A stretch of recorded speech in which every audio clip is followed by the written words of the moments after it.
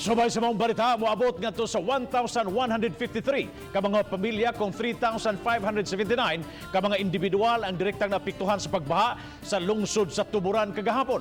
Apang gitataw sa Municipal Social Welfare and Development Office nga sa maong ginaghanon gibase lang sa mga tao nga ngadto sa evacuation centers. Si Chelo Valiera sa report.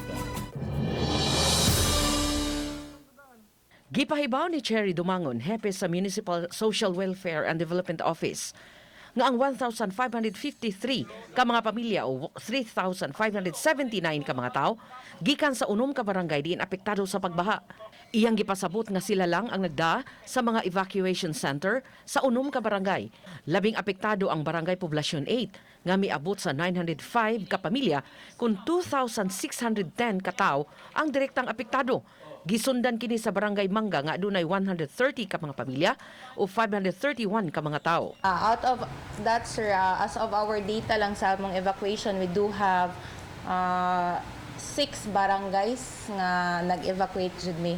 Hinoon gipasabot ni Mayor Danilo Diamante sa lungsod sa Tuburan nga posibleng musaka pa ang gidaghanon sa mga apektado.